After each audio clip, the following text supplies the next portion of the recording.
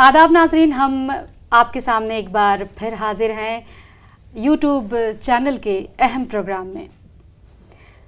किसी भी मुल्क में हुकूमत चलाने के लिए एक मजबूत सियासत और सियासतदानों की ज़रूरत होती है। अगर मजबूत हुकूमत किसी मुल्क की है तो एक हेल्दी यानी कि सेहतमंद सियासत भी होनी चाहिए। और हमारे मुल्क हिंदुस्तान में आजकल काफ़ी सियासत का बाज़ार गर्म है और इलेक्शन यानी कि इंतखाब जारी व सारी हैं। हालांकि इंतखाब तो अब इख्तिताम पजीर को हैं, लेकिन जो मुल्क की सियासत है वो काफ़ी उरूज पर है। अब देखना ये है कि सियासत कहाँ और किस तरह करवट बदलती है मुल्क की। इन्हीं सब बातों पर आज हम बात करने के लिए आपके सामने हाजिर हुए हैं और हमारे साथ मौजूद हैं स्टूडियो में हमारे मेहमान, सीनियर सहाफ़ी भी हैं और मारूफ शायर भी हैं और बहुत सारी उनमें क्वालिटीज़ हैं, फ़नकार भी हैं, ड्रामा के आर्टिस्ट भी हैं। आप हमारा इशारा समझ गए होंगे। जी हाँ, हम आपसे तारुफ कराने जा रहे हैं जनाब तहसीन मुनव्वर साहब का। तो बहुत बहुत खैर मकदम आपका स्टूडियो में हमारे। शुक्रिया, आदाब। और आप हमारे स्टूडियो में आए, हमें वक्त दिया और हमसे बातें करना है। अब जो हम बात करेंगे वो सियासत से तो जुड़ी हुई है ही, मुल्क में कितनी तब्दीलियां आई हैं उससे भी जुड़ी हुई। तो तहसीन साहब, सबसे पहला सवाल आपसे ये है कि क्या जो मुल्क की सियासत है वो इससे पहले यानी कि पिछले आज़ादी के जस्ट बाद से और अब की सियासत में आप में क्या तब्दीलियां आपको नज़र आती हैं इस सियासत में? नहीं, देखिए, सियासत जो है पहले लोगों से जुड़ के होती थी। आज की सियासत देखते हैं तो इंटरनेट के ज़रिए हो रही है। जी बिल्कुल। व्हाट्सएप पे भी हो रही है, ट्विटर पे भी हो रही है, सोशल मीडिया के ज़रिए हो रही है, टीवी के ज़रिए हो रही है। तो इस तरह की तकनीकी जो है वो तब्दीलियां तो बहुत आई हैं जिनके ज़रिए सियासत की जा रही है। लेकिन आज भी सियासत वही है कि हम जमहूरियत में जो है अपनी वोट की ताकत से कोई सरकार बना भी सकते हैं और कोई सरकार गिरा भी सकते हैं। आज भी जमहूरियत में जो आवाम है उनके पास पूरी ताकत मौजूद है। और आवाम जो है अब बहुत पढ़ लिख भी गए हैं, बहुत कामयाब भी हो रहे हैं और मुल्क के आवाम जो है आज़ादी के बाद से लेकर आज तक में बहुत तब्दीलियाँ हुई हैं, बहुत बेहतर तब्दीलियाँ हुई हैं जिनके ज़रिए आज मुल्क के आवाम उस मकाम पर मौजूद हैं जहाँ वो सियासत को बहुत अच्छी तरह से देख, समझ और परख सकते हैं। बात करेंगे हम मुस्लिम अक़लियत की। सियासत में क्या उनका रोल है और क्या रोल होना चाहिए और कितना मजबूत हिंदुस्तानी सियासत में मुस्लिम अक़लियत का रोल है? देखिए, सियासत में एक एक वोट की कीमत होती है अगर हम इंतखाबी सियासत की बात करते हैं, और एक अगर हम दबाव की सियासत की बात करते हैं तो उसमें एक प्रेशर ग्रुप्स होते हैं सबके, उनके ज़रिए काम करते हैं। मुझे देखिए, अक़लियत को बिल्कुल जब हम अलग थलग कर देते हैं ना अक़लियत कह के, तो हम उनको बाकी जो मुल्क के अवाम हैं उनसे बिल्कुल छिटका देते हैं, दूर कर देते हैं और फिर वो नुकसान उठाते हैं क्योंकि वो फिर कम हो जाते हैं उनकी तादाद। जैसे अगर हम देखते हैं तो हम ये मान के चलते हैं कि 14.2% मुस्लिम इस मुल्क में है। या अगर हम जब अक़लियत की बात करते हैं, अगर नेशनल कमीशन फॉर माइनॉरिटीज़ के 2C जो उनका जो एक्ट है 1992 उसमें जो क्लॉज है 2C उसके मुताबिक देखें तो मुल्क में 6 अक़लियतें हैं जिसमें ईसाई हैं, बौद्ध हैं, जैन हैं, पारसी हैं, मुस्लिम्स हैं उसमें। जी बिल्कुल। तो ये सब मिला के, और सिख हैं, तो ये 6 अक़लियतें होती हैं। लेकिन हम जब भी बात करते हैं तो हम सिर्फ मुसलमानों की बात कर रहे होते हैं अक़लियत जब कहते हैं, तो वो भी एक तरह से नुकसान पहुंचता है उससे। लेकिन आप देखेंगे कि हिंदुस्तान का मुसलमान, उसके पास मौलाना अबुल कलाम आज़ाद के बाद कोई रहनुमा रहा नहीं और ना उसने किसी और को अपना रहनुमा माना कि मुसलमानों में। जी। वो अपने अपनी पॉकेट्स में कोई मुस्लिम रहनुमा खड़ा हो गया, उसके पीछे चल दिया, उसके साथ चल दिया, उसको अपना, उसने उनको अपना लीडर बना लिया। उन्होंने माना नहीं, बना लिया उसने उनको लीडर अपना, उनकी मजबूरी रही कि उसको वोट देना है। लेकिन मुसलमानों ने अगर आज़ादी के बाद से देखेंगे तो आप वो नेहरू के साथ भी चल रहे हैं, वो इंदिरा जी के साथ चले, राजीव जी के साथ चले, वो लालू प्रसाद यादव के साथ चले, वो ममता बनर्जी के साथ चले, वो बहन जी मायावती के साथ चले, और फिर सबका साथ सबका विकास की जब बात हुई तो नरेंद्र मोदी के साथ भी चले। बिल्कुल, आपने कहा कि सबका साथ सबका विकास की जब बात हुई तो नरेंद्र मोदी के साथ चले। अभी जो सियासी माहौल है उसमें जो क़यादत है मुस्लिम्स की, जो मुसलमान हैं, जो लीडरान हैं, कितनी % कम हुई है आपके नज़रिए में? आप उसको कम के तरह से आंकते हैं या फिर ये बढ़ी है पहले की बनिस्बत? नहीं, देखिए, मुस्लिम क़यादत आप किसको मानते हैं? वो जो मुसलमानों जैसे नाम रखते हैं वो मुस्लिम कायद हैं, तब तो कम हुई है जी। लेकिन अगर वो जो जिनके नाम मुसलमानों जैसे नहीं है लेकिन मुसलमान उनके पीछे चलते हैं तो वो आप मैं कह सकता हूँ वो क़यादत बढ़ी भी है। उन्होंने, देखिए, मैं ये बात बहुत जिम्मेदारी के साथ कह रहा हूँ कि इस मुल्क के मुसलमानों ने मुस्लिम क़यादत को माना ही नहीं है। एक वक्त के बाद उन्होंने उन लोगों की तरफ देखा जो इस मुल्क के बारे में बात करते थे, जो सेकुलरिज्म की बात करते थे, जो सबको साथ लेके चलने की बात करते थे, उनकी तरफ आंख बंद करके उन्होंने जो है उनका यकीन किया। असल में एक मसला क्या है कि मुसलमानों का जो एक तर्ज फ़िक्र है, उनका जो थॉट प्रोसेस है अपने शऊर को लेके, अपनी तरक्की को लेके, अपनी इस मुल्क में अपनी जिम्मेदारियों को लेके, उसको कभी किसी ने भी वो डेवलप करने की कोशिश ही नहीं की है। हम देखते हैं कि अगर मुझे याद आ रहा है मेरे वालिद मरहूम ने अपनी किताब हूबहू में, जिसमें उन्होंने बहुगुना जी का खाका लिखा था जी। उसमें उन्होंने कहीं पे परवान अब्दौली साहब ने एक तज़किरा किया कि बहुगुना साहब कहते थे मुसलमानों को खुश करना तो बहुत आसान है जी। मुसलमानों को क्या चाहिए? कब्रिस्तान की दीवार, उर्दू, अलीगढ़ मुस्लिम यूनिवर्सिटी, इन सब के अलावा आप आज की तारीख में सोचिए तो हम किन बातों पे अपने मुसलमान जो है अपने आप को अपनी सारी कुव्वत लगा रहा है? मुस्लिम यूनिवर्सिटी का एक्ट हो, जामिया मिल्लत इस्लामिया का एक्ट हो, उर्दू हो, आप जो है 3 तलाक हो, मुस्लिम पर्सनल लॉ बोर्ड हो, इस तरह की चीज़ों को आप बताइए कि इस मुल्क में मुसलमानों को क्या चाहिए? इस मुल्क में मुसलमानों को चाहिए अच्छे सेहत के मौक़े जहाँ पे उसका इलाज हो सके, अच्छे तालीमी इदारे चाहिए इस मुल्क में जिनके साथ वो मुल्क के सभी लोगों के साथ मिलजुल कर आगे बढ़ सके, उसको तालीम के मौक़े मिलने चाहिए, उसको रोज़गार के मौक़े मिलने चाहिए, उसको तरक्की के मौक़े मिलने चाहिए, उसको इस मुल्क में बराबरी की हिस्सेदारी मिलनी चाहिए। तो हम इस पर कहाँ पर हमसे कोई बात कर रहा है या हम इस पर कहाँ बात कर रहे हैं किसी से? हम इन चीज़ों पर कहाँ बात कर रहे हैं? सारी चीज़ें हैं जिस तरह आप कह रहे हैं कि मुसलमानों को ये एजुकेशन नहीं है या बाकी की चीज़ें नहीं है या सेहत के एतबार से चीज़ें नहीं मिली हैं या जो उनको सही मानों में हुकूक मिलने चाहिए वो नहीं है या उस पर कोई बात ही नहीं करता है, तो क्या ये मुस्लिम क़यादत नहीं होने की वजह से है या हम पीछे भेड़ चाल की तरह भागते हैं या सिर्फ उनको वोट बैंक की तरह समझा जाता है, इसकी वजह से ऐसा हो रहा है? देखिए, सियासी शऊर की बेदारी ना होना इसका सबसे बड़ा जो है मुझे लगता है कि हमारे अंदर वो सियासी शऊर नहीं है कि हम अगले 10, 15, 20 साल के बाद क्या होने वाला है उसके बारे में सोच सकें। हम उन चीज़ों में उलझ जाते हैं जो रिएक्शनरी होती हैं, हम फ़ौरन रद्द-ए-अमल करते हैं। हमारे जितनी भी सियासतें हैं वो रद्द-ए-अमल की सियासत मतलब आप कह रहे हैं कि उकसाने के उकसाने के लिए उनको देखिए हमारे सामने नहीं, इश्तियाल-अंगेज़ी में क्या, हमारे सामने कोई एक ऐसा मुद्दा उछाला जाता है जज्बाती जिसमें हम उलझ जाते हैं। जी बिल्कुल।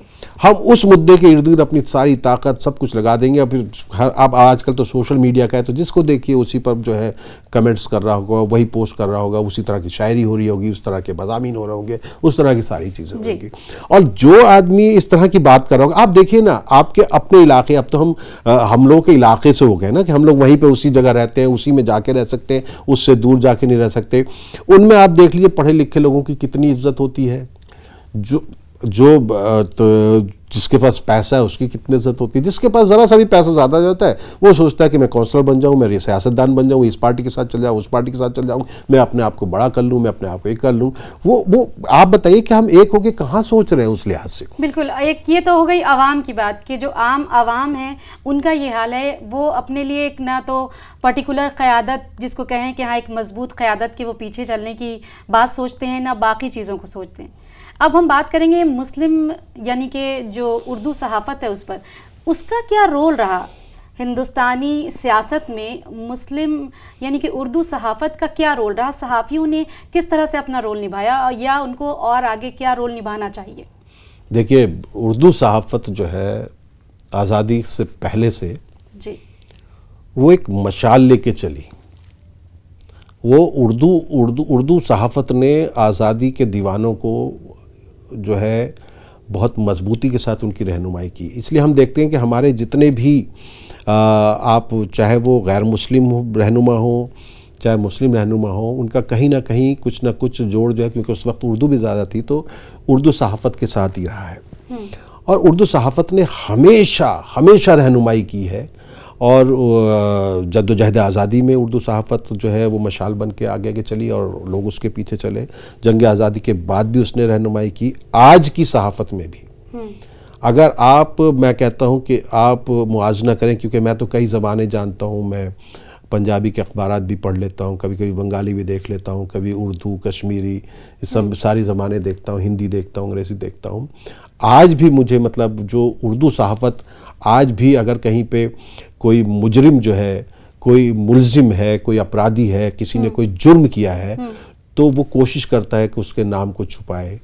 वो कोशिश करता है अगर कहीं पे कोई इस तरह का दो ग्रुप्स के दरमियान कोई किस किस्म के जो है तशद्दुद हो गया हो, या कहीं पे कोई दो ग्रुप के दरमियान किसी किस्म की परेशानी हो रही हो, दोनों में कुछ ना कुछ अफवाहें चल रही हो, तो वहाँ पे भी उर्दू सहाफ़त कोशिश करती है कि किसी का नाम ना आने पाए। एक मुस्बत सहाफ़त है।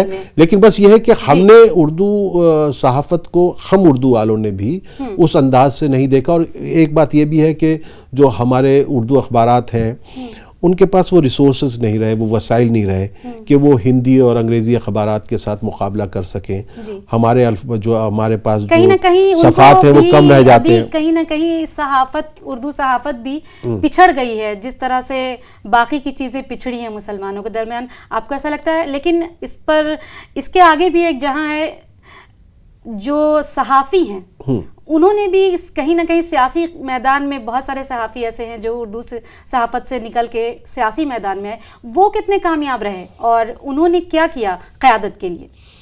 देखिए, कुलदीप नैयर साहब को मैं याद करता हूँ ऐसे मौके पर। वो उन्होंने बहुत रहनुमाई की, उर्दू सहाफ़त से ही निकल के आए थे वो, लेकिन उनकी समझ में आ गया था कि उर्दू सहाफ़त जो है आगे चल के थोड़ा कमज़ोर होगी, तो उन्होंने अपनी जो है लाइन थोड़ी सी बदली। लेकिन उर्दू के ही वो सहाफ़ी थे, उर्दू में ही उन्होंने सहाफ़त का आगाज़ किया था। ख्वाजा अहमद अब्बास साहब भी उस लिहाज से अगर हम देखें उनका, मैं ये मॉडर्न उस वर्ल्ड में बात कर रहा हूँ, अभी जो सियासत की आप बात कर रहे हैं, मौलाना अबुल कलाम आज़ाद, गुबार खातिर, अल बिलाल, तो अल बिलाग और वो अल हिलाल। तो मौलाना अबुल कलाम आज़ाद ने जिस तरह से सहाफ़त की दाग बेल डाली, उन पर अंग्रेज़ों ने कितने मज़ालिम किए, या हम उर्दू के सहाफ़ी, वो शहीद सहाफ़ी मौलवी मोहम्मद बाक़र, दिल्ली उर्दू अखबार, या जहानुमा के बारे में कहते हैं कि वो उर्दू का पहला अखबार था कि नहीं, उस पर भी बात होती है। लेकिन फोर्ट विलियम कॉलेज से लेके यहाँ तक आज तक का जो सफ़र है, उर्दू सहाफ़त ने बहुत कुर्बानियाँ भी दी हैं, बहुत उसमें वो रहे। चाहे वो देखिए, जैसे सियासी मैदान में कितने कामयाबी मिली उन लोगों को? बहुत से राज्यसभा में पहुँचे जी, आज भी कुछ लोग MLC बने हुए जी, बहुत से आज भी सियासत में हैं। तो सियासी में देखिए क्या होता है कि वो लोग असल में सियासी लोग नहीं थे। आप देखिए, अगर आप किसी भी उसमें कोई भी जर्नलिस्ट जो आया है, जी बिल्कुल, सिर्फ उर्दू सहाफ़त की बात मत नहीं कर रहा हूँ मैं, MJ अकबर साहब को देख लीजिए, आप अरुण शौरी साहब को देख लीजिए, ये जो भी सियासत में आए हैं ये लोग, तो ये एक राज्यसभा मिल जाती है, या कभी किसी ने चुनाव लड़ लिया तो पॉसिबल है कहीं पे हो गया हो साउथ वगैरह में। राज्यसभा मिल जाना और मजबूत क़यादत होने में आपको क्या फ़र्क महसूस होता है? नहीं, वो किसी पार्टी राज्यसभा मेंबर जाके आवाज़ उठा सकता है? नहीं, वो अपनी पॉलिसी, देखिए अपनी पार्टी की पॉलिसी के साथ बंधे हुए होते हैं जी। वो अगर आवाज़ उठाते हैं तो उनको पार्टी छोड़ देनी पड़ती है, फिर दूसरी पार्टी में होते हैं। ऐसे बहुत से हमारे उर्दू सहाफ़ी हैं जिन्होंने मतलब ये समझ लिया कि हर दर झांक लिया है, हर पार्टी में होकर आ गए। तो मुझे लगता है कि वो जब रहते हैं राज्यसभा वगैरह में या कहीं पे भी रहते हैं, तो कुछ ना कुछ जो फीडबैक्स देने होते हैं या कुछ काम करने होते हैं, वो उस दौरान में बहुत से काम ऐसे करते होंगे जो उनकी जिस अक़लियत से आ रहे हैं या जिस ग्रुप से आ रहे हैं उनके लिए फ़ायदा पहुंचाने वाले होते होंगे, लेकिन रहने चाहिए। मेरा ये मानना ये है कि जैसे राज्यसभा तो हर मैदान के लोगों के लिए है ना। ये तो ठीक है मौजूदा सियासत की बात कि लोग जा रहे हैं और या सहाफ़ी अपनी बात रख रहे हैं वहाँ तक सियासत में उतर के, लेकिन अभी जो मौजूदा सियासत है उसमें जो बयानबाजियाँ हो रही हैं, मुसलमानों को टारगेट किया जा रहा है किसी भी तरह से, किसी भी अंदाज से, उसको आप किस नज़र से देखते हैं? क्या वो एक सेकुलर मुल्क के लिए अच्छी बात है या फिर इस तरह की सियासत नहीं होनी चाहिए? देखिए, ये इंतखाबात में ना वो बिना सुर की ताने चलती हैं। मैंने एक शेर कहा था कि सभी कानों को अपने बंद कर लें, सियासत की ज़बानें चल रही हैं। तो जब ये ज़बानें चलती हैं सियासत की तो उसमें बहुत सारी ऐसी चीज़ें होती रहती हैं कि कोई कुछ भी बोलता है, लेकिन इंतखाबात के बाद ये चीज़ें कमज़ोर पड़ जाती हैं, ख़त्म होने लगती हैं। तो और ये आज की बात नहीं है, देखिए सिर्फ मुसलमानों की बात नहीं है। एक ज़माने में कुछ लोगों ने कुछ और जाति के लोगों को भी टारगेट किया, अपने उससे आज भी लोग करते हैं सियासत में। इस तरह के टारगेट जो है किए जाते हैं लोग, सिर्फ अक़लियत नहीं टारगेट की जाती। एक हेल्दी सियासत यानी एक सेहतमंद सियासत के लिए क्या इस तरह की बयानबाजियां होनी चाहिए या फिर नहीं होनी चाहिए? नहीं होनी चाहिए। देखिए, हम जो है अगर हम हुकूमत में हैं तो हम अपने गुज़िश्ता 5 साल की कारकर्दगी पर वोट मांगें, और अगर हम अपोजिशन में हैं तो हम हुकूमत की जो नाकामियां उनको निशाना बनाएं, और हम अगर हुकूमत में आए तो क्या क्या कर सकते हैं उन पर जो है फोकस करें। तो ये होना चाहिए। असल में जमहूरियत में यही ज़रूरी है।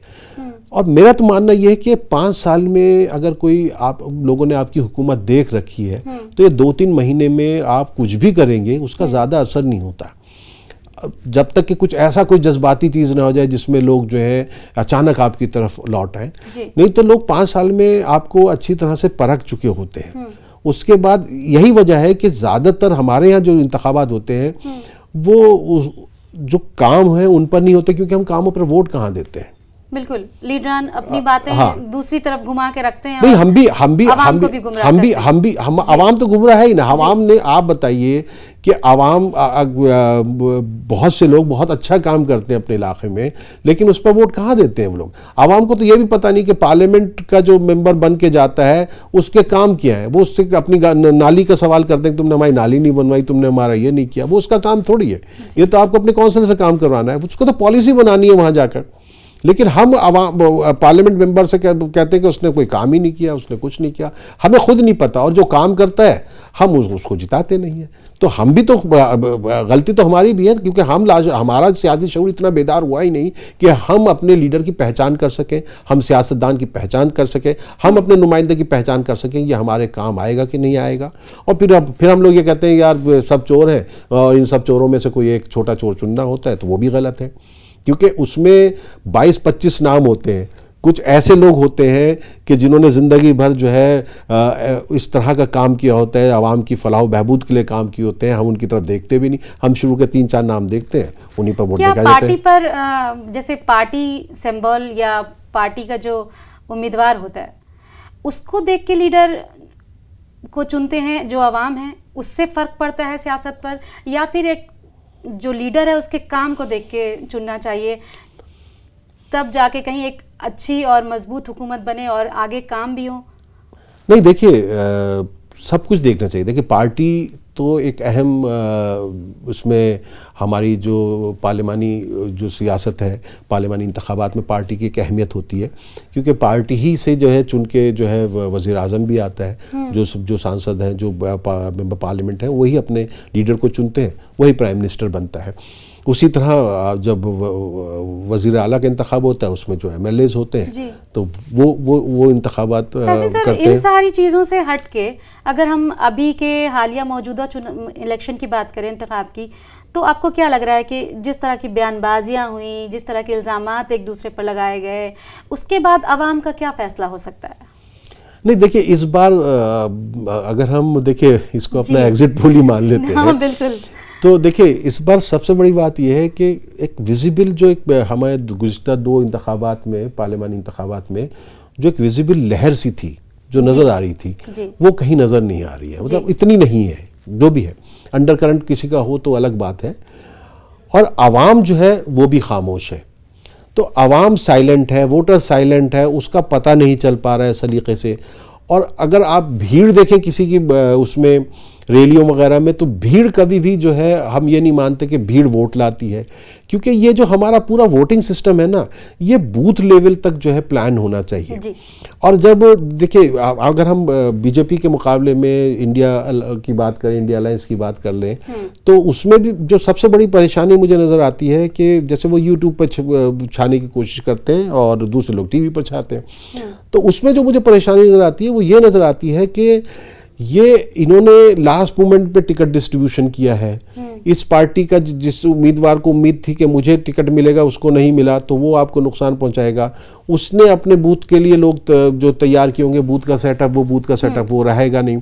अब सारा कुछ जो है आप कैंडिडेट के ऊपर डाल देते हैं कि तुम ही सब कुछ करो। वो लास्ट मोमेंट अपनी कैंपेनिंग करेगा, अपने बूथ का इंतखाबात करेगा, कैसे करेगा, क्या करेगा, वो पूरा सिस्टम जो है। आपको लगता है कि सोशल मीडिया जो है उस पर कहीं ना कहीं असरअंदाज हो रही है? जो सियासत है आजकल की, जो सियासत है वो सोशल मीडिया पर लोग देख देख के ही बाकी की चीज़ें अखज़ कर रहे हैं। नहीं देखिए, सोशल मीडिया तो हमारी पूरी ज़िंदगी पे इतना हावी हो चुका है कि हम लोगों की ज़िंदगी भी रील बन चुकी है। तो हम कह सकते हैं कि इंसान, लेकिन मुझे क्या फील होता है कि हम बार बार जो हमारा मिजाज है ना, हम उस मिजाज का जो है सोशल मीडिया पे वीडियो ढूंढ रहे होते हैं। अगर हम अपोजिशन पार्टी की तरफ से सोच रहे हैं तो हम उस तरह की चीज़ें देख रहे होते हैं। अगर हम जो है हुकूमत में जो पार्टी हुक्मरान पार्टी की तरफ से देख रहे होते हैं तो हम उसकी वीडियो ढूंढ रहे होते हैं, उसकी रील ढूंढ रहे होते हैं, उस पर जो है कमेंट कर रहे होते हैं, उस पर रिएक्शन दे रहे होते हैं। लेकिन अल्टीमेटली वोटर को पोलिंग बूथ तक लाना है और उसको जो है वोट डलवाना है।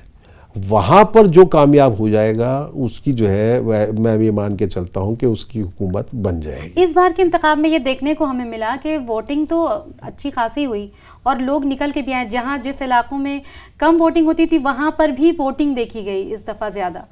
उसका इन सोशल मीडिया पर की वजह से असर हुआ, कैंपेन की वजह से असर हुआ, या फिर जो सियासी हलचल है, बयानबाजियाँ हैं, ये उसका असर देखने को मिला? नहीं, कम हुई है। देखिए अब हम पहले 2-3 फेज़ की बात करें तो पोलिंग तो बहुत कम हुई है। काफ़ी जगह पे जो है वो फिर काफ़ी कैंपेन चलाना पड़ा लोगों को पोलिंग बूथ तक लाने के लिए। फिर देखिए 7 दौर के ये चुनाव हैं, कहीं ना कहीं बहुत लंबे खिंच गए लोगों का भी जो है, और कब से इसकी कन्वेंसिंग हो रही होती है टीवी पर, सोशल मीडिया पे, तो लोग भी जो है एक अटेंशन स्पैन कम हो रहा है इस टेक्नोलॉजी के दौर में, तो लोग भी जो है नहीं आए। फिर गर्मी बहुत हो गई, नेता भी थके थके नज़र आ रहे हैं।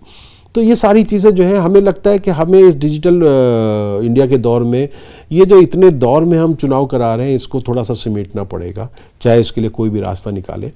तो वो भी वो वजूहत रही हैं। लेकिन हाँ, जैसे कश्मीर वगैरह में बहुत अच्छी पोलिंग हुई जहाँ नहीं होती थी, लेकिन बाकी जगहों पे, काफ़ी जगहों पे जो है पोलिंग कम हुई। और फिर उसकी वजह जो है गर्मी भी रही है। सवाल और करना चाहते हैं कि क्या एक हेल्दी हुकूमत के लिए और हेल्दी सियासत के लिए एक हेल्दी यानी कि मजबूत अपोजिशन भी होना चाहिए, जो नज़र नहीं आ रहा है? हाँ, होना चाहिए। अपोजिशन, मजबूत अपोजिशन भी ज़रूरी है और मजबूत हुकूमत भी ज़रूरी है। और उसके मुझे लगता है कि आवाम का भी मजबूत होना बहुत ज़रूरी है। आवाम अगर मजबूत होंगे तो फिर वो उनके लिए मजबूत हुकूमत भी उनके लिए आ जाएगी और मजबूत अपोजिशन भी उनके लिए आ जाएगी। आवाम को अपनी ज़िम्मेदारी समझना होगी, उनको समझना होगा कि भाई खाली वोट डाल देना जो है उनका काम नहीं हो जाता है। उनको जो है सरकार को आईना भी दिखाना होता है, अपनी ज़िम्मेदारी पूरी करनी पड़ती है और अपने जो है अपनी ज़िम्मेदारी से बचना नहीं होता। और मुल्क की फलाह बहबूद के लिए जो है पहले हमको सोचना है, उसके बाद पूरी दुनिया की फलाह बहबूद के लिए सोचना है। हम एक ग्लोबल सिटीज़न बनते जा रहे हैं और हिंदुस्तानी जो है पूरी दुनिया में फैल रहा है। तो अगर हम यहाँ पर कुछ हमारे बारे में कोई गलत राय कायम होती है तो पूरी दुनिया में हमारे बारे में गलत राय कायम होती है। तो उस लिहाज से हमको एक सोच समझ के एक जो है सेहतमंद मुआशरे की बुनियाद भी डालनी है और सेहतमंद जमहूरियत की भी बुनियाद डालनी है। बिल्कुल। जाते जाते आपसे एक शेर की गुजारिश कि मौजूदा जो सियासी सूरत हाल है या जो मंजरनामा है, उस पर आप एक शेर हमारे नाजरीन के लिए ज़रूर पढ़ें। 2 शेर हैं कि मेरी एक तवील गज़ल है जिसमें 500 के करीब अशार हैं, उसमें से मतला और एक शेर है कि वो कहते हैं हुकूमत चल रही है, मैं कहता हूँ ज़रूरत चल रही है। उजाले जी हुजूरी कर रहे हैं, अंधेरों की सियासत चल रही है। बिल्कुल, अंधेरों की सियासत चल रही है। बहुत उम्दा शेर जनाब तहसीन मुनव्वर साहब ने आपकी नज़र किया है। आप हमारे इस प्रोग्राम के बारे में अपनी क्या राय रखते हैं? कमेंट सेक्शन में हमें ज़रूर बताएं और देखते रहें हमारा चैनल न्यूज़ 18 उर्दू। और मुझे दें इजाज़त। खुदा हाफिज़।